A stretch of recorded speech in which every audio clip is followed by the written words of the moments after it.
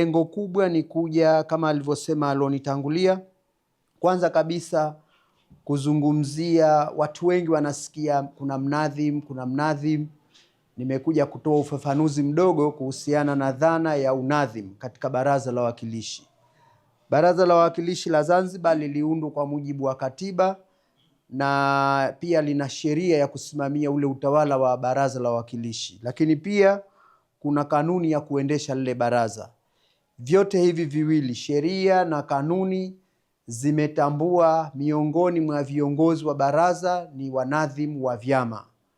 Kuna wanadhimu wawili kwa sasa hivi katika baraza letu la wawakilishi, vile vyama ambavyo vina wawakilishi zaidi ya 10 katika baraza la wawakilishi, kuanzia 10 na kuendelea. Na vyama hivyo kwa sasa hivi ni vyama vya CCM na chama cha ACT Wazalendo. Kwa hiyo mimi hapa nimekuja kwa madhumuni ya kusimama kama mnadhimu wa ACT Wazalendo katika baraza la wawakilishi, ambaye tukiwemo mle barazani hatuna tofauti kubwa sana. Na wakati mwingine mnadhimu wa Chama cha Mapinduzi hunikabidhi watu wake niwashughulikie kama wakati akitokea na dharura yeye. Nakumbuka kuna wakati tuko Arusha kwenye michezo ile ya mabunge, Mheshimiwa Hamza Hassan Juma alikuwa mnadhimu wa Chama cha Mapinduzi. Alisafiri kwenda Dodoma karibu wiki nzima, akanikabidhi mimi wajumbe wa Chama cha Mapinduzi waliomo katika baraza la wawakilishi. Kwa hiyo tukiwemo mle barazani, vile vita vyetu vile vya kugombana sana kichama huwa havipo. Na nimekuja hapa pia, haya mawazo nitakayoyapata hapa yataenda pia kwa wanachama, wajumbe wa baraza la wawakilishi walioko katika vyama tofauti mle barazani, na kwa sasa hivi ni Chama cha Mapinduzi. Kwa hiyo tupo hapa si kivyama, ni zaidi kibaraza, na ndio maana nimefurahi kwamba mpaka sasa hivi sijamuona hata mmoja aliyedhamiria kuja hapa na uniform ya chama chochote. Hata wakija na vyama sisi huwa hatuna wasiwasi, kwa sababu tunajua saa nyingine uniform zetu wengine huzitumia hata msikitini, yani inategemea na mtu mazingira yake. Kwa hiyo hapa tuko zaidi kibaraza na sio kichama. Sasa hoja ya kwanza nilisema ni vizuri kuzungumzia dhana nzima ya unadhimu. Katika baraza la wawakilishi mna binadamu mule. Wajumbe wa baraza la wawakilishi ni binadamu. Na ukishaingia mule barazani, kama vile walivyo wanafunzi, wakati mwingine utoto unarudi. Unakuta mambo wanaofanyiana wajumbe mule, wakati mwingine wanasema huyu kweli ni mheshimiwa, wakiwa wenyewe kwa wenyewe. Wakati mwingine kuna kuchelewa mtu kwa makusudi barazani, kuna kutokuja kwa makusudi barazani. Mnadhimu kazi yake namba 1 ni kuhakikisha nidhamu za wajumbe wakiwemo barazani na nje ya baraza. Ukisha kuwa mjumbe wa baraza la wawakilishi, unalindwa na maadili na nidhamu za baraza. Kwa hiyo moja katika kazi za mnadhimu ni kusimamia nidhamu ya wajumbe wake katika baraza la wawakilishi. Lakini ya pili ni kusimamia mahudhurio. Imetajwa vizuri kwamba mahudhurio ya wajumbe katika baraza la wawakilishi, kuja na kubaki barazani. Kuna wawakilishi wengine unaweza hata ukashangaa ukimwona, unasema yule kumbe naye mwakilishi, kwa sababu hakai mule barazani. Kwa hiyo ni kazi ya mnadhimu kuhakikisha kwamba wajumbe wake hasa wa chama chake kwa wakati ule wanabaki na wanakuja barazani na kufanya kazi ambayo wananchi wamewatuma. Lakini kazi ya tatu, wakati mwingine hutokezea conflict, mtafaruku au magombano. Mnadhimu pia kazi yake ni kuhakikisha kwamba kuna mazungumzo yatakayohakikisha yanaleta suluhu bila kumuathiri mmoja katika wale waliogombana. Na ya 4 ni kuhakikisha kwamba mnadhimu anaunganisha mawasiliano kati ya wajumbe wa baraza la wawakilishi, vyama vingine na uongozi wa chama chake. Kwa hiyo pia ni miongoni mwa kazi zangu. Lakini kingine ambacho ndio kigumu sana katika baraza la wawakilishi, kila mtu pale anakuja na nia zake. Mnadhimu kazi yake ni kuhakikisha kwamba ile msimamo wa chama katika maendeleo ya Zanzibar, kwa kesi yetu ya Zanzibar, anausimamia. Unaweza ukawa na mjumbe ana mambo yake, ana mipango yake mingine. Kwa hiyo ni kazi ya mnadhimu kuhakikisha ule msimamo wa chama kwenye maendeleo ya Zanzibar anayosimamia mle. Wakati mwingine kwa kurai, wakati mwingine kwa kulazimisha, na wakati mwingine kwa kuadabisha. Kwa hiyo hizo ni miongoni mwa kazi za wanadhimu. Maalim Seif Sharif Hamad, Mungu amrehemu, aliwahi kuniambia mara moja kwamba kazi kubwa ya kufanya kazi kama mjumbe wa Baraza la Wawakilishi ni kwamba kwa wakati mmoja unatakiwa watumikie mabwana wanne kwa wakati mmoja. Asema kazi si kuwatumikia wale mabwana wanne, unaweza ukawatumikia, lakini kuwatumikia kwa jambo moja kwa wakati mmoja. Akawataja hao mabwana wanne. Wa kwanza akasema, wewe ni binadamu, una utashi wako binafsi. Huyo ni master wa kwanza, ni bwana wa kwanza huyo. Umo mule barazani, kwenye hoja zako unasimamia yale matakwa yako, ule utashi wako ambao umekupelekea uweze kuwa mjumbe wa Baraza la Wawakilishi. Lakini bwana wa pili ni kwamba wewe una wananchi waliokuchagua. Wananchi nao wana mambo yao. Kuna baadhi ya sehemu wananchi ukitukana tu mle barazani wao wameshafurahi, au ukizungumza pengine ukimkasirikia mwenzako tu wao huku juu wameshafurahi. Huyo ni bwana wa pili, master wa pili.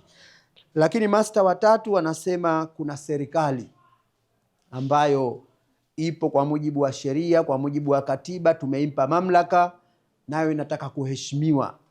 Na la mwisho kabisa, chama kilichokupeleka. Unaweza ukawaridhisha wananchi wako, ukajiridhisha mwenyewe, ukairidhisha serikali, lakini ukakosa kukiridhisha chama chako, utakuwa hujatenda wema au hujatenda haki. Kwa hiyo anasema shida si kuwaridhisha wote hawa. Unaweza ukawaridhisha kwa wakati tofauti. Shida inakuwa hoja moja kuwaridhisha wote wanne.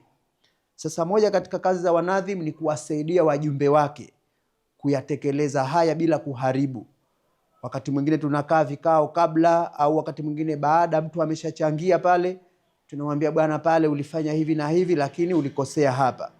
Kuna wakati mwingine sisi chama cha upinzani, kwa mfano kwa sasa hivi sisi tunajihesabu cha upinzani, lakini mtu anazungumza kama vile ni sehemu ya serikali. Kwa sisi upande mwingine tunasema jambo hilo hilo ungeweza kulisema hivi, na haina maana kwamba unapinga maendeleo, kwa sababu mtu anayekosoa anaangalia pale palipofikiwa. Pamebaki hapa, mmetujengea skuli nzuri ya horofa sawa, lakini umeme hamwalipii, watoto wanapata shida. Hiyo tayari umeshakosoa, au sio? Au mmetujengea lakini walimu hawatoshi, walimu wa science hawapo. Sio kwamba wewe ukifika pale unasifu tu wakati mapungufu yapo.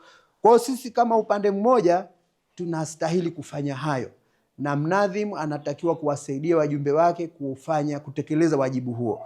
Kwa hiyo hizo ndiyo kazi za mnadhimu kwa ufupi wake. Sasa leo nimekuja hapa, wengine hapa ni wazee wa muda mrefu, tokea chama kimoja, tokea vyama vingi. Wakati baraza lilipokuwa moto, wamekuja kwenye baraza ambalo lilikuwa la chama kimoja, vyama vingi lakini kwa kimoja.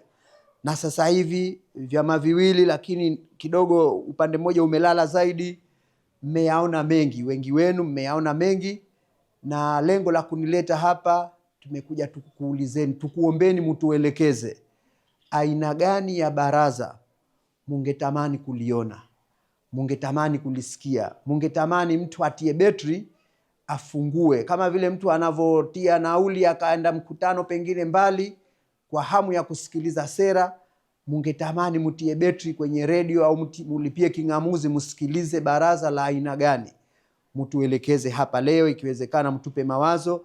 Tungetamani baraza liwe hivi, tungetamani wajumbe muwe hivi mle barazani. Hiyo ni hoja ya pili ambayo nilisema nilete hapa mtusaidie.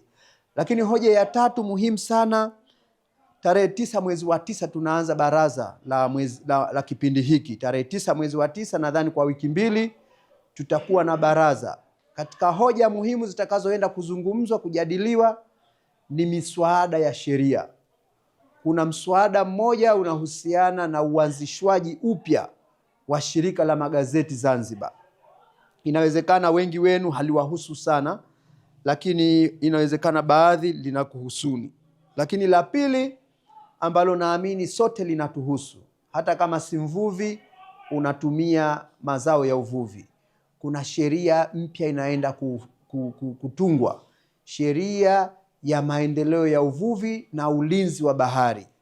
Haya mawili yote nitaomba kadri inavyowezekana mtupe mawazo yenu. Mungetamani tuwe na sheria yenye mambo gani? Kitu gani kigusiwe katika sheria ile, na kitu gani mnadhani kama sheria za nyuma mnazikumbuka, mnaziona zina matatizo. Kwa mfano, baadhi ya watu wamesema sheria iliyopita, sheria namba 7 nadhani ya 2010 ilikuwa kandamizi. Unamwambia mtu asivue bahari maji madogo, lakini huko kwenye bahari maji makubwa unamwambia vile vifaa vinavyotakiwa asichukue gesi, asichukue viatu, sijui asichukue kitu gani. Watu wametoa mawazo kama hayo. Kwa hiyo na nyinyi mtakuwa na mawazo, naamini baadhi yetu mtakuwemo wavuvi hapa, wanaoathirika na uvuvi, wanaotowea pia hapa wapo. Kwa hiyo hayo ndio mambo ambayo nimesema nije hapa kwa niaba ya wenzangu, na sio kwenu tu. Tumeanza katika wilaya 4 za Pemba, tumeshamaliza, na watu walitupa mawazo mengi bila kujali vyama vyao, bila kujali itikadi zao. Wengine wametulaumu sana, wengine wametupongeza, lakini sisi chakula chetu ni mawazo yenu. Kadri mnavyotukosoa, mnavyotuelekeza, ndio sisi tunavyoweza kwenda kufanya kazi vizuri. Na bahati nzuri Mheshimiwa Spika, hili jambo naamini naye analiunga mkono, kupata mawazo ya jinsi baraza tunalotaka liende. Baraza gani wananchi wanalipenda kulisikia na kuliona. Kwa ufupi, nashukuru sana kwanza kwa kupokea ugeni wenu na kuja kutusikiza maoni yetu. Kwa hiyo nashukuru na tutakuwa wazi kabisa. Kwa upande wangu mimi hasa ninachotaka kukizungumzia kuhusiana na habari ya swala la baraza hilo, kiufupi kwanza situkani, isipokuwa nazungumza ukweli. Baraza kwa ufupi moja kwa moja halina msimamo ulio makini.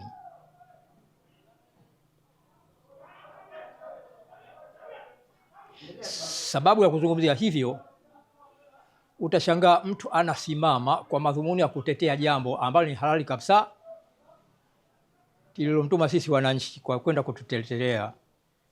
Lakini sasa inatokezea bahati mbaya, hata akiwa mtu ambaye yuko ndani ya Chama cha Mapinduzi, akizungumzia ule ukweli hasa unayohusu Zanzibar na maslahi ya wote, inakuwa mara nyingi moja kwa moja haonekani kuwa labda ni mtu sahihi, kumbe sivyo.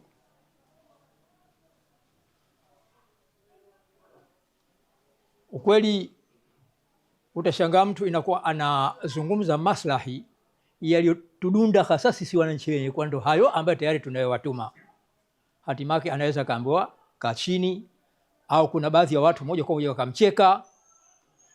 Mwisho inafikia hadi kutaka kumsaliti kabisa. Kwa maana hiyo naweza nikazungumzia kwa baraza la wawakilishi kwa ufupi hali na nidhamu. Au mtu time nyingine anazungumza ukweli. Ule ukweli ukimchoma au kiwachoma watu, anaweza asimalize ile mada yake akwambia kaa chini. Ukweli tunachotaka sisi wananchi, mtu kama atapewa dakika 20, hizo dakika 20 azimalize ndani ya baraza, yani kuzungumza kwa ajili ya utetezi. Mtu inafikia hadi kwa ana dakika 5 tu au 6 tu alizungumzia, hatimaye anaweza akasimamishwa. Nyamaza, usiendelee. Wakati sisi wananchi inakuwa tunamwangalia kwa madhumuni ya misingi ambayo tayari tuliyomtuma. Kwa ufupi naweza nikazungumzia hali na nidhamu baraza la wawakilishi. Kwa heri, asante. Tunahitaji baraza la wawakilishi lenye vuguvugu litakaloleta hamasa na hamu la wananchi kulisikiliza.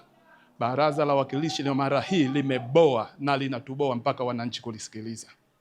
Hiyo ni mwanzo kuhusu baraza la wawakilishi. Pili, nadhani umetupa mambo mawili ya kisheria ambayo yanataka kufanywa kazi mara hii. Moja ni kuhusiana na uvuvi, na pili ni kuhusiana na sheria ya magazeti. Mimi nafikiri baraza la wawakilishi halikututendea haki wananchi. Suala la magazeti, tumeshatoka kwenye dunia sasa hivi na tuko kwenye social media. Tuna matatizo mengi ya kisheria katika sekta mbalimbali katika nchi hii, ambalo suala la magazeti halina tija kwetu kwa sababu tumepindukia kwenye social media na mambo mengine. Tungeomba mufikirie mambo ya msingi yanayotugusa wananchi, muyafanyie kazi kuliko suala hili la magazeti. Tatu, nataka kugusia kidogo kuhusu suala hilo la uvuvi. Pia nafikiri kulifanyia kazi sheria za uvuvi kwa ghafla tu, Kama hamkutupitia wananchi mnaotutungia sheria, hamtutendei haki kwa kutufata moja kwa moja kutaka maoni ya muda mdogo. Hamuwezi kupata maoni yetu kwa muda huu kama hamjatufata kwenye location, kwenye site zetu tunakofanyia kazi, tukawapa matatizo yetu. Sasa nafikiri mnapotuita kwa muda mdogo kama huu ni sawa sawa na kwamba wajumbe wa Baraza la Wawakilishi mnatutania. Muda huu wa lisaji moja tuko karibu watu 20 hapa, sijui tutachangia nini. Muda huu mfupi mliofika, sijui fikra zetu zitafanya kazi muda gani. Hamjatufanyia haki, na jipangeni tena mrudi mtufate kwa masuala hayo. Hapa hamtopata vizuri. Tufateni kwa wakati wenu tukitulia katika location zetu, na mtuarifu mapema ni mada gani na masuala gani ya kisheria ambayo mnataka msaada kwetu mkayafanyie kazi. Tujiandae. Sisi ni binadamu. Kwa hiyo tujiandae. Kwa mara moja tukukupeni ni vigumu na mtakuwa hamtufanyia haki kwa hilo. Tuna mengi katika nchi, tuna sekta nyingi, tuna utalii, tuna afya, tuna kilimo. Mtakuja na mambo mawili kigafla tu vipi? Mungetutiangalia kwanza, halafu mungetuletea mchakato lipi linatugusa zaidi, au mungekuja mapema tukajigawa kwa makundi, tukawatayarisha watu wa sekta ya uvuvi, watu wa sekta ya kilimo, na wale akina mama inayowagusa afya zaidi. Lakini kwa hili kwa ghafla tu, bado mheshimiwa, sitaki kutumia lugha mbaya, lakini mnatutania. Tuna utalii na mambo mengine. Kwa hiyo mimi nadhani tunataka kuichangia sekta uvuvi, lakini muda ni mdogo zaidi. Ila tu mtakapochangia sekta uvuvi, nataka kukwambia ni kwamba kwa mujibu wa kisiwa chetu na visiwa vyetu na idadi ya watu inavyoongezeka, sheria inamie zaidi kwenye ufugaji. Tusitegemee zaidi samaki wa kufuga kutoka nje, wanakuwa wameharibika zaidi kuliko kama tutafuga kwetu Pemba na Unguja. Vifaa viwe rahisi au iwezekane viwe bure, na wataalamu waje tuanze kufuga sisi wenyewe badala kula hao pedu wanaotoka nje. Kwa hiyo sheria zenu zote za uvuvi mtakazozifikisha, ingawaje leo hatutochangia kwa sababu muda ni mdogo, basi tunataka mujipange, mrudi tena kwa muda wetu, tukulishe zaidi. Tukulishe au tuwalisheni zaidi, mukaseme kwa hafla hii na kwa mada mbili tu ya magazeti na uvuvi. Mimi nafikiri mtakuwa mnatudhulumu, lakini bahari tunaiona, tunahitaji sheria. At least badala kwamba bahari haina mpaka, mtu atoke kokote, at least kuna mipaka ya wilaya. Haiwezekani mtu atoke Tumbe na wapi aje avue tu kwa sababu bahari haina mpaka. Na wala uvuvi anaovua tuwekewe mpaka kwamba kwa kazi kwa wilaya hii mpaka mita fulani open sea itakuwa open sea, lakini kwa mita hii ni kwa matumizi ya watu wa wilaya hii. Lakini kwamba haina mpaka tu, sisi hilo hatulikubaliani nalo na tunataka mlifanyie kazi. Si mtu tu atoke na boti lake kubwa Somalia, tunamuona kwenye vijamba vyetu juu anafanya kama anavyotaka. So haki, maji yale madogo yanayokuja yawekewe sheria, tutumie sisi wenyewe watu wa wilaya au mkoa huu wa Kusini, kwa sababu tukiwaachia tukitumika na kila mtu, basi watatuharibia tu wenye vingarawa vidogo huko juu. Hatutofika maji yale tuyatumie sisi, tukafika kwa kisufi. Kuna vingarawa vidogo tunavita na mitumbwi. Kwa hiyo sheria ziwepo kwamba maji haya kisheria ni ya wilaya. Si mtu anatoka na mbumu wake mkubwa tunamuona tu kwenye miamba yetu midogo midogo anatuharibia. Sisi wenyewe tunahifadhi, lakini yeye anakuja na uvuvi anaotaka anatuharibia. Na tukichukua hatua, basi akifika huko boti hilo lina mkubwa. Mimi nadhani muda ni mdogo, wenzangu wapate nafasi, lakini kwa uvuvi tuna mengi zaidi kutoka hili la uvuvi tu na magazeti, lakini umetupa fursa mambo mawili tu. Sasa sijui hilo kwa sababu ndio tunahitaji kwamba watu wa Kusini, bahari yetu ya mpaka fulani, sehemu ya miamba ya ndani kwenda mita fulani kuwe na mpaka huko. Sasa wageni wanaweza kupita huko. Siku hizi meli usiku zinakuja mpaka humu tunambochokoa pweza. Yaani anawashataa huku nyumbani kwako, huhitaji mwanga. Sasa mheshimiwa, kwa sheria hizi siku zote umasikini kwetu utazidi, utaongezeka na hatuna vya kufanya. Lakini sheria zaidi tunazokuombeni zaidi, ninachosisitiza mimi ni sheria za ufugaji wa viumbe wa baharini.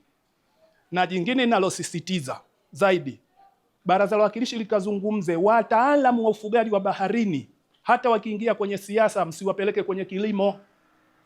Tunawajua wataalamu wa ufugaji ambao walikuwa wakurugenzi wa Department of Fisheries, sehemu ya uvuvi. Mumewapeleka kilimo, kwa nini sio professional yake? Alichukua mkopo, alichukua ni pesa zetu kwa sababu ya uvuvi. Leo unampeleka kilimo vipi? Tunataka mbadilike na mpeleke ujumbe huu serikalini kwamba alosomea uvuvi, hata kama ataingia kwenye siasa, aacho kwenye uvuvi. Tunawajua na mnatuumiza kwa sababu walichukua kodi zetu mikopo kwenda kusoma. Vipi? Na sisi wananchi tunajua. Kama naibu waziri aje, naibu waziri wa uvuvi, sio wa kilimo. Nafikiri umenifahamu na unaona. Sana. Sasa kwa vile kuja kwa mambo mawili mahususi, magazeti na uvuvi. Lakini kwetu kama nilivyokuambia, magazeti hayo mimi nafikiri ile nani muivunje kabisa, mchatunangia pesa tu za nchi. Tu kuna kwa social media sasa na mambo mengi na si unajua tena. Mchatunangia pesa, kwa futani magazeti, hatuna biashara wala ununuzi wa magazeti Zanzibar. Kama ni taasisi ya serikali haiwezekani, binafsishani hatuliebu. Ile moja. Jengine narudi tena kuna kwa uvuvi mheshimiwa. Watu wa wilaya kusini wavuvi. Na watu wa wilaya kusini kikawaida yao wanavua kwa msimu kwa kwenda kuna kwa visiwa. Mtegemee ndugu zangu pano wa kusini wachasema. Visiwa wanavyovitumia ni Pungume, Kwale na Miwi, ni Amembe, Vundwe na vingine. Lakini visiwa vyote almost sasa visikodishwa. Na wala havitenda mazingatio ya kuachia nafasi ya ufuo usoni wavuvi.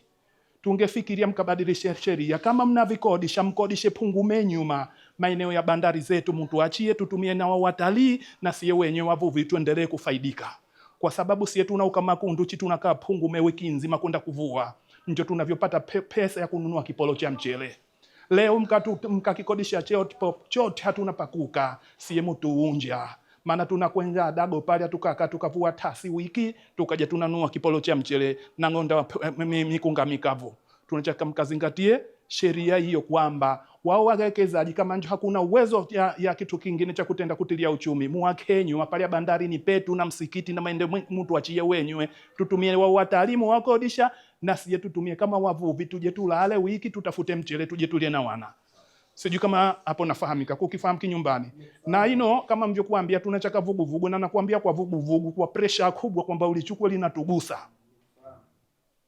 Sijui kama unamfahamu.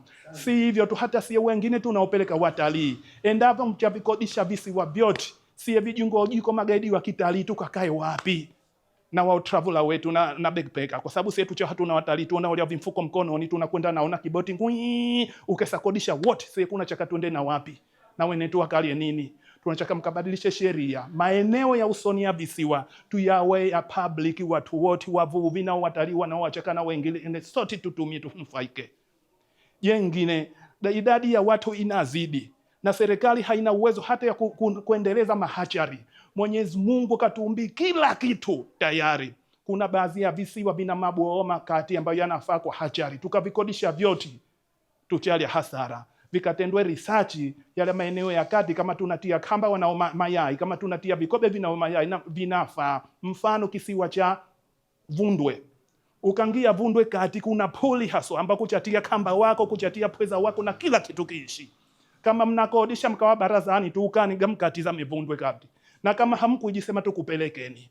Tunahitaji sheria zenu mnapozitunga mtufate kuno, tukuelezeni. Je, tukakikodisha mtaathirika jaje? Je, tukakikodisha jamii na taifa litaathirika jaje? Wao mnaosikia wana science wanatengeza mahachari, wanatengeza mabwawa ya kivuvi, wanatenda research kwa wavuvi wenyewe, halafu ndio enda kitakuwa na jumlisha. Sio kwamba wakaa kati ya banda. Tunachaka mrudi chini, mje mtuuze, mnapochaka kukodisha, mnapochaka kuuza, tutaathirika jaji kama wavuvi na jamii kiujumla.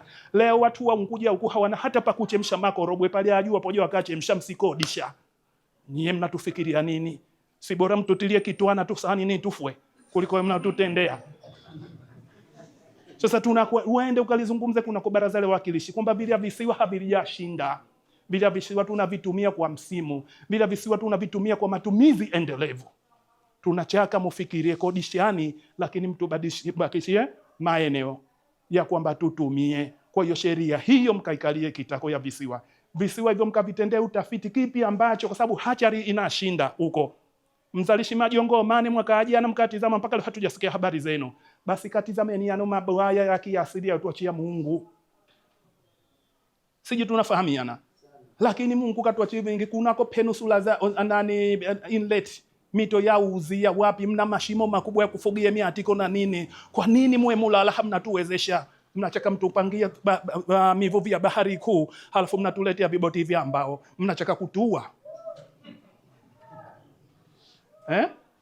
Tena ukawambia javyo tuseme mnachaka kutua.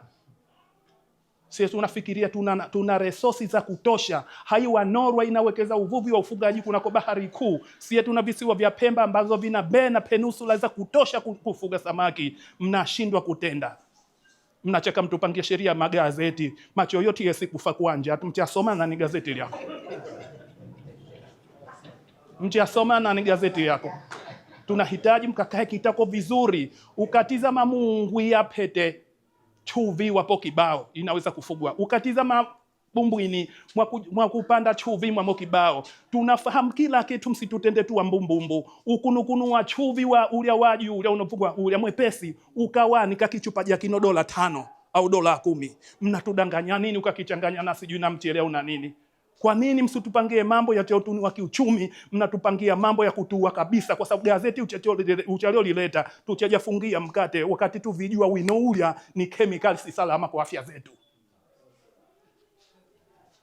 Mheshimiwa, kuja bano muda mdogo tunachaka urudi, tuna matatizo ya kitalii, tuna matatizo ya kiafya. Vino sasa matatizo ya kiafya, mna mashine za kuchomea madawa na midamu zangu wadonyo sasa nkusudi nkuke kidogo lakini na milawa. Hospitali zetu za vijijini zote zina mashine ya kuchomea mabaki, mashindano na maplastiki. Mvuke ukalawa, wallahi mno harufu zinatungia mno mnatuwa. Tafutani utaratibu, kamwambie mkurugenzi wa afya katika vituo vya vijijini mote akatafute maeneo ya kuchomea mataka yake. Simda vituo ni mengine ya watu karibu na sehemu za kitalii.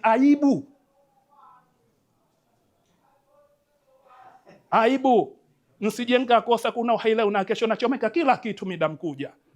Narudi nangia kuna kwa utalii. Mheshimiwa, utalii wetu wa vijijini wenyewe utalii hatuna faidika. Na utalii unakugua kwa matatizo yetu. Utalii wa Zanzibar sasa mnataka shuka ya Masai kava Masai kana ruka badala buibui. Unajua kutangaza utalii uinuku kwa buibui na kanga. Leo unakugua kwa kutangaza lubege ya nini sijui mnalita nini. Kama hamkiji kinachoa utalii, vino sasa mnaendesha utalii si kwa utamaduni wa Zanzibar. Utalii hauna msimamizi. Sijui kama mnafahamu. Wanakuja vijijini watu kula wa vijiji vingine, utalii wa kijijini ueleze kuhusu kijiji chako. Leo kana kuja mtu kana lawa sehemu no how kajaelezea Makunduchi. Sikana yuwa Makunduchi wakati Makunduchi tauka ezi ya Hassan bin Ameri na historia yake. Kana kuja mtu leo kana ivuruga ovyo ovyo tu. Uchakwenda utalii. Tunahitaji utalii vijijini uwe katika mikono ya wana vijiji wenyewe. Ukatutetele ipangwe sheria. Tuchoko pia Wazanzibari kuwadanganya watalii ati sehemu ya viungo. Ile shamba ya viungo Zanzibari wa wapi? Kasungumzeni kuna kwa baraza la wawakilishi. Tusiwadanganye watu. Andaani mashamba halisi ya viungo kwamba mtu kana hali pia kenda kuna kwa shamba ya viungo kuna shamba ya viungo. Minazi parama pale mnangoja mustahafu tumgaiane zawadi maeneo badala kwenda panda mdalasa ni chini na iliki. Badilisheni sheria, msimamie utalii uzuri, kilimo kiendelezwe, yakapandwe mashamba tuwe tunakwenda kunako shamba la mdalasini. Shamba ya maminazi parama chini haina kitu ya vile ardhi mnangoja mustahafu mgaiane.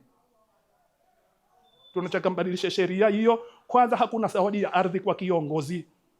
Pia mfute. Yala sijui tena kapanda kwa mheshimiwa fulani tuacheke malizike.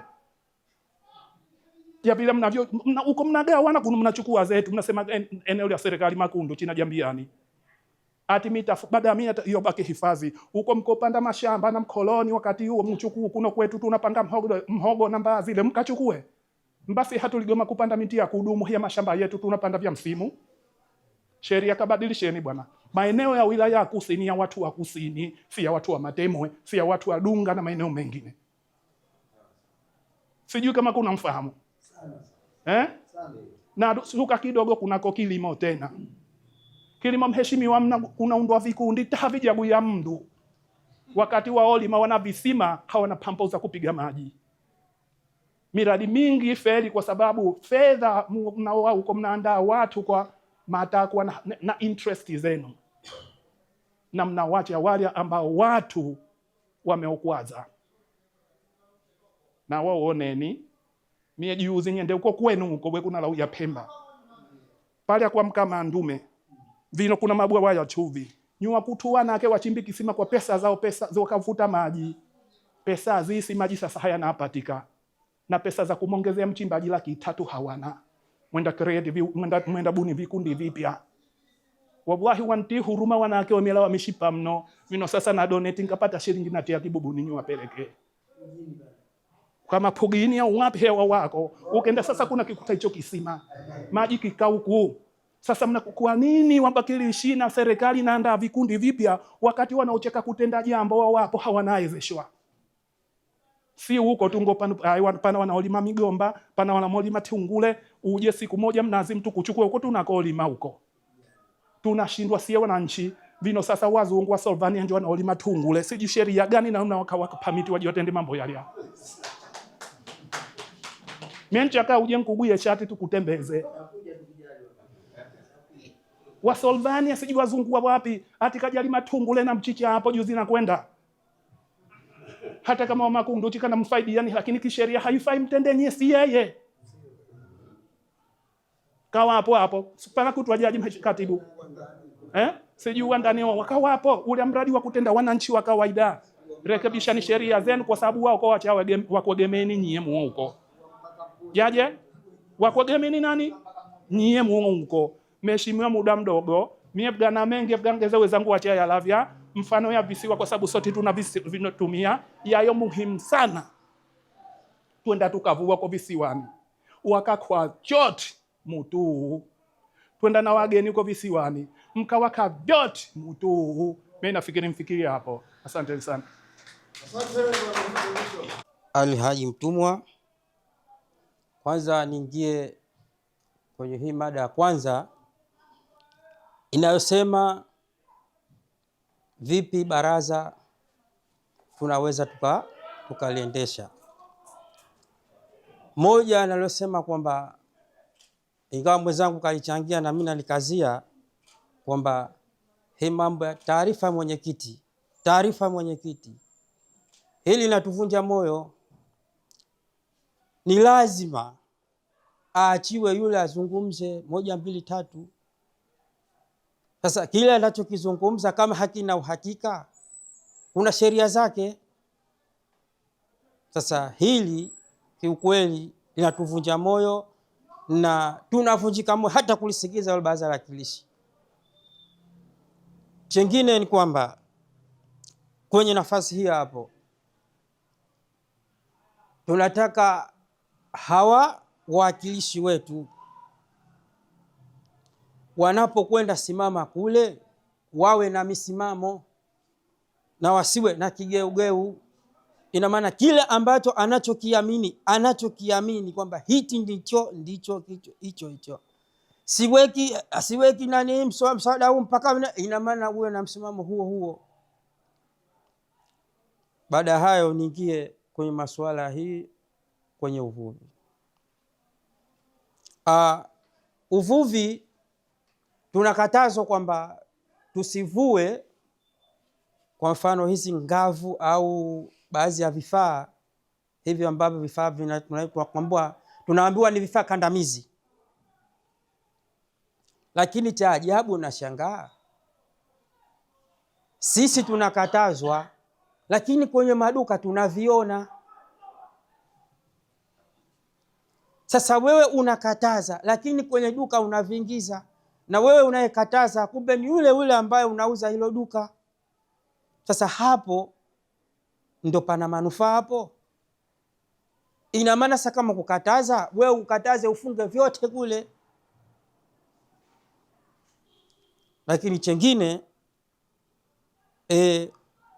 tukiangalia kwenye bahari, mazingira kwenye bahari, kuna swala hili la mwani.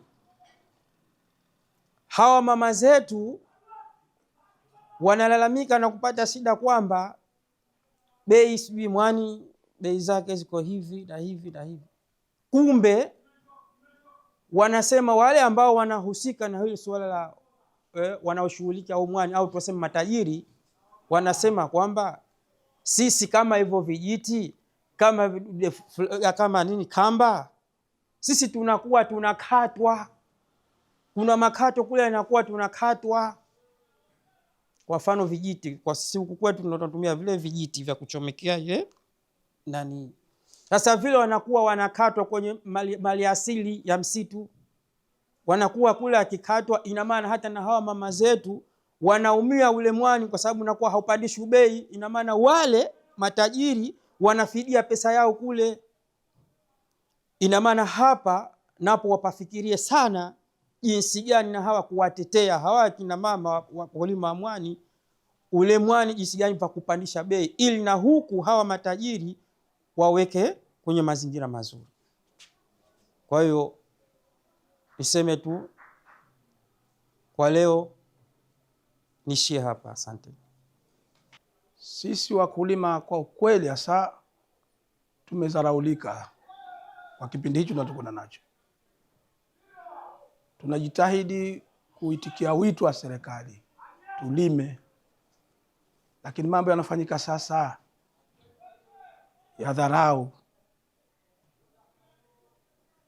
Wewe uko unalima, uko kondeni, unasikia doza linapita ndani ya konde yako, habari huna. Na kibaya zaidi linang'oa vipando na wanavitupa kwa ufupi. Kwa sababu kama wewe hujui, ina maana vinatupwa. Mtu kapanda minazi miaka 10 na inang'olewa na inapotea. Na ushahidi sasa hivi kama mnapitia Paje, piteni muone. Kwa sababu barabara ya Paje ishakwisha. Na sheria zetu tulikuwa tunazisikia mita 15 ilikuwa. Sasa hivi ina maana tunasikia tena mita zinachukuliwa 25. Haikuwa vibaya, lakini tungeambiwa jamani, doza linakuja hilo mita 25, ng'oeni miti yenu. Kwa hiyo ndio kero yangu ya mwanzo hiyo. Doza linapita kuanzia Kitogani Paje, lishang'oa minazi mingi bila taarifa. Kama hupo umesafiri, ukija minazi yako ishakufa.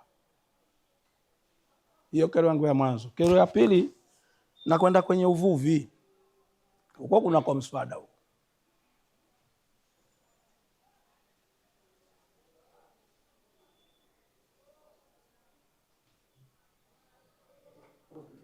Nasema huwezi kupitisha hiyo sheria ya uvuvi, inataka kupitishwa. Huwezi kuwa na sheria ya uvuvi bila kuwa na wavuvi. Na wavuvi ni binadamu wa kawaida na ni wazaliwa wa hapa. Maana tunapitisha sheria kwa ajili ya wananchi wetu na wageni, lakini mwanzo kipaumbele wananchi wetu. Sasa hivi wavuvi wetu wana matatizo ya bandari. Bandari hazimo. Na inaonekana kuna muingiliano wa mamlaka.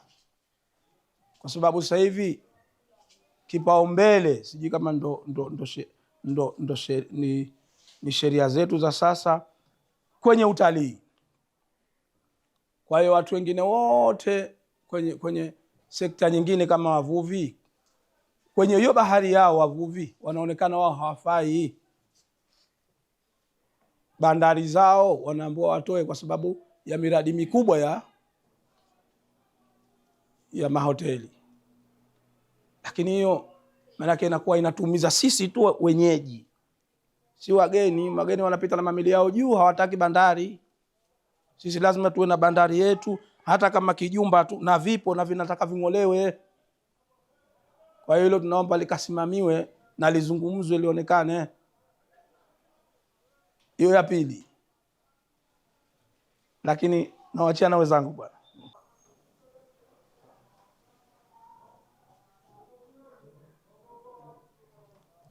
Nitazungumzia kuhusiana na mswada wa sharia mnaoenda kuupitisha.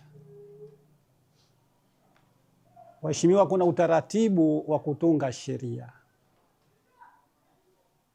katika serikali. Na ili utunge sheria uwe na vyombo vya kulinda sharia vinavyoitwa vyombo vya dola. Na baraza letu au serikali yetu ya Mapinduzi nafikiria haina vyombo vya dola. Vyombo vya dola tunavyovifahamu ni vya serikali ya Jamhuri ya Muungano.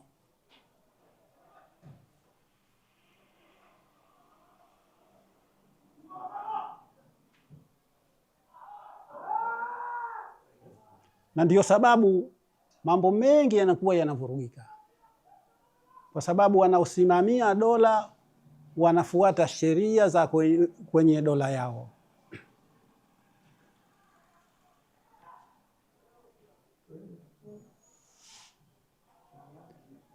Hapo nimefika, naingia kuhusiana masuala ya uendeshaji.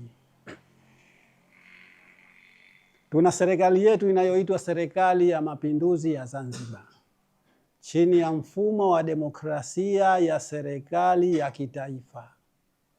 Sasa kama kutakuwa na serikali ya kitaifa ambayo iko kwenye mfumo wa siasa ya vyama vingi, tunaomba au maoni yetu ni kwamba hata huku chini kwenye ngazi za masheha, basi hiyo hali ionekane ya kwamba kunaendeshwa serikali ya kitaifa.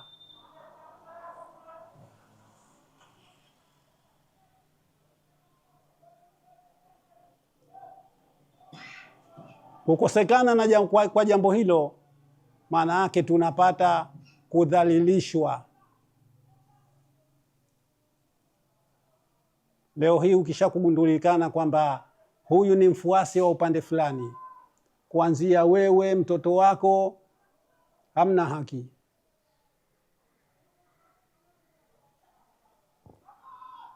Halafu jengine ni kwamba kuna taasisi mbalimbali za kiraia kama vile watu ambao walemavu, ingawaji hivi sasa wanaambiwa wasiitwe jina hilo, lakini mimi ningeshauri hilo jina waitwe, kwa sababu kukosekana kuitwa jina hilo kuna wasababisha kukosa haki zao.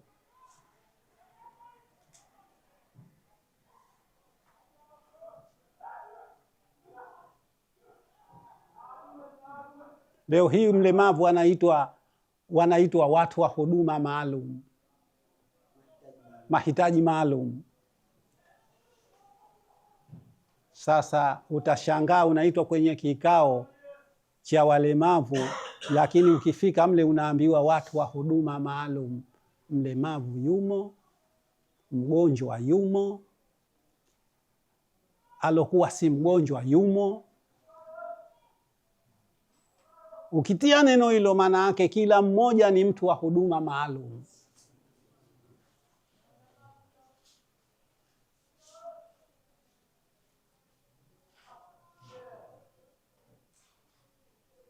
Sasa taasisi zote ziendeshwe kwa mujibu wa sifa za wenye taasisi. Jina langu Haji Mchezo Hassan.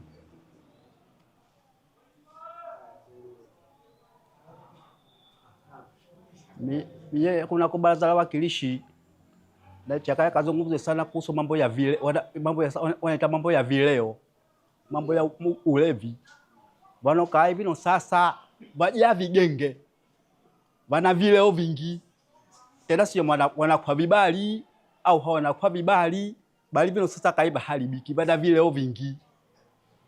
Sasa kwa yana mambo ya vileo, Baraza la Wawakilishi kazungumzwe vibali sila vibe holela tu. Pengine ama jengwe bali kwa kibwegele isiwe kuna jambo tangini vana ba bana kuzwa vileo njiani. Sasa mambo yana kuna kwa Baraza la Wawakilishi yazungumzwe kuhusu mambo ya vileo. Vileo vino sasa vinakiuzwa kiholela tu vingi.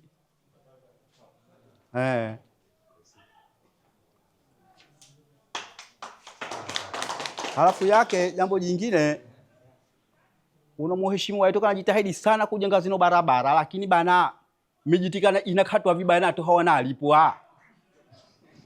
Wazi ya mtende vino sasa mpaka kuna koti kubwa wazi barabara zulia vya mijiti watu njo vita vya uchumi, vitega vitu vya uchumi. Minazi miembe yote sasa haimo. Sasa Baraza la Wawakilishi mambo yana yazungumzwe. barabara zikajengwa, vitu vyao wanachiwa vyao walipwe.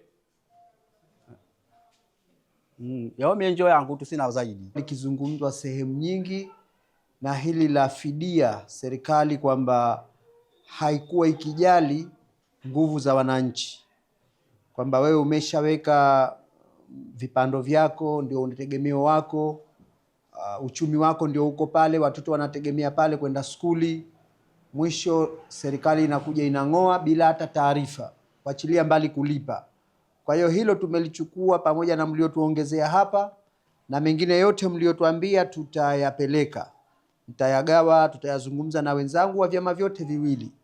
Lakini hili la ardhi, mmoja alizungumzia kuhusu ardhi hasa Sheikh Mohamed nafikiri hapo alianza kilivyo, hasa kwenye katiba ya Zanzibar inasema ardhi ni mali ya umma, sio mali ya serikali.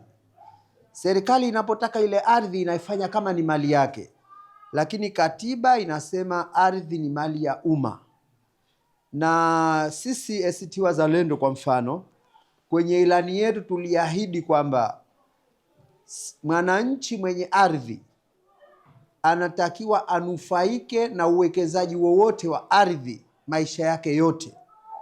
Sasa hivi anakuja mwekezaji, mtu anapewa milioni 20-30, halafu anakaa mwekezaji anajenga mahoteli, yeye ndio basi maisha yake yameisha, yule mwananchi mwenye ile ardhi. Kwa msimamo wetu sisi, na tunaendelea kuzungumza katika baraza la wawakilishi na tutalifikisha hili, kwamba serikali ikumbuke kwamba ardhi si mali ya serikali. Na ndiyo maana kuna baadhi ya ardhi ukienda unaambiwa hii ardhi ya serikali, hii ya mtu, au sio? Kwa sababu ardhi serikali ina ya kwake, ina ya umma. Ikitokezea serikali inataka kujenga kwa mfano hospitali, haina sehemu nyingine, yale ndio tunasema maslahi ya umma. Lakini unaichukua mtu unamnyang'anya ardhi yake, unaenda kumpa mwekezaji wa kujenga hoteli, hiyo sio maslahi ya umma. Au unachukua serikali inaipa shirika la nyumba, wanajenga nyumba za biashara, hayo sio maslahi ya umma. Maslahi ya umma ni kama hospitali, skuli, msikiti kwa mfano. Mwananchi ana haki ya kuombwa na pengine kukubaliana na wale wanaotaka kujenga, jamani, sisi hapa tunataka kujenga hospitali, hatuna sehemu jingine zuri, haya mimi mtanipa eneo jingine au mtanilipa fidia yangu. Sasa hivi ardhi serikali imekuwa ikichukua bila utaratibu wowote. Kuna baadhi ya sehemu inachukua tu halafu inasema madhali hapana kipando hatulipi, wakati mtu alikuwa anajichanga apate matofali aanze ujenzi na yeye. Kwa hiyo hayo imetokezea sehemu nyingi. Kwa hiyo hili tutalifikisha kama tunavyoendelea kuyafikisha mengine, na tunaamini kwamba wenzetu watatusikia. Lakini kuna suala la hawa watu wenye ulemavu. Nimezungumzwa pale kwamba watu wenye ulemavu wasiitwe walemavu, yaani wengine wanakataza wasiitwe walemavu. Wanachokataza ni ile kuwaita walemavu tu, hawakatazi kuitwa watu wenye ulemavu. Mimi nimeingizwa katika kamati inayosimamia hawa watu wenye ulemavu hasa mle barazani, na sababu ya kusema waitwe walemavu kama alivyosema mzee hapo ni hii aliyoizungumza yeye, wanakoseshwa haki zako kwa kusema mahitaji maalum, kwa sababu mtoto anayefahamu sana skuli sana kupita kiasi, yule ana mahitaji maalum. Mtoto aliyekuwa pocho hafahamu, yani anahitaji, sio kwamba hafahamu, hajapata tu mbinu bora. Inawezekana mtoto ukimpa kompyuta yuko vizuri, lakini ukimwandikia kwenye daftari hayuko vizuri, naye pia ni mahitaji maalum. Kwa hiyo dhana ya watu wenye ulemavu ni muhimu sana kuendelea kufahamika, kwamba watu wenye ulemavu wana mahitaji yao, sio mahitaji maalumu, lakini wao wana mahitaji ya watu wenye ulemavu, na hawa wanahitajika kutambulika. Hilo tunaendelea kulisimamia, kwamba watu wenye ulemavu kama watu wenye ulemavu watambulikane, sio mahitaji maalum kama alivyosema mzee. Kwa hiyo mzee tutaendelea kulisimamia, na nadhani tarehe 6 au tarehe 7 mimi na wenzangu tunakutana kuzungumza yale mambo ya watu wenye ulemavu. Nimezungumzia pia kuhusiana na baraza kulinda sheria.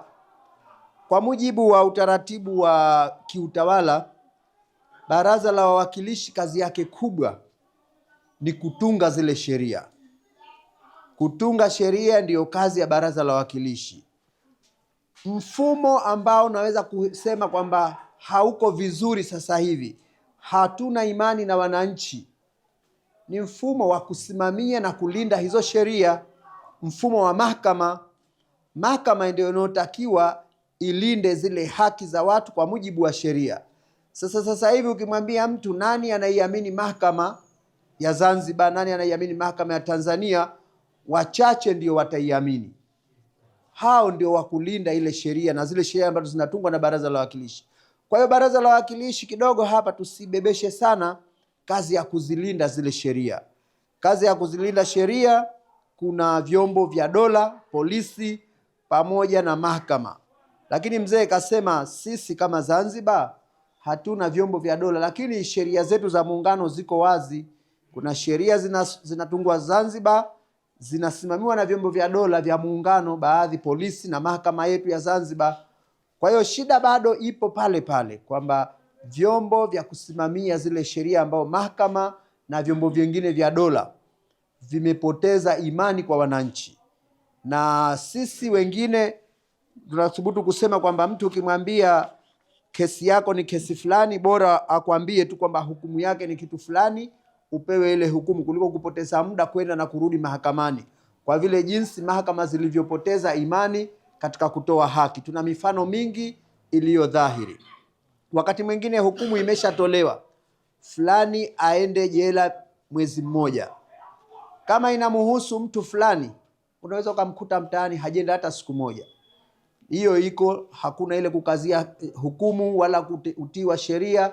Sisi katika ilani yetu ya chama cha ACT Wazalendo, hiyo ni sura mahsusi, utiwa sheria, kwamba ndio ulokosekana na tumeweka misingi maalum. Namalizia kwa hili la kuwafuata kwenye location mbalimbali, ndio hasa madhumuni yetu. Ukiangalia katika Baraza la Wawakilishi, kila jimbo, hata jimbo hili lina wawakilishi na wabunge, na madhumuni hasa yao ilikuwa ni hiyo.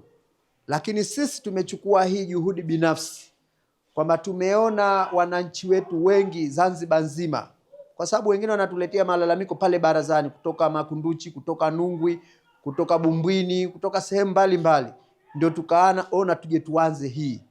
Lakini nia yetu ni kwenda kwenye makundi mahsusi. Kwa mfano tukikaa na wavuvi, tutapata mambo mengi yanayohusiana na uvuvi katika kuyazungumza katika Baraza la Wawakilishi. Kwa hiyo Sheikh Mohamed, usiwe na wasiwasi, huu ni mwanzo tu. Na mimi nimefurahi mliotuambia yote haya tumeyachukua. Hata ukisema kwamba baraza linatutania, ni kweli, saa moja huwezi ukazungumza mambo yanayohusiana na nchi yaliyo mengi.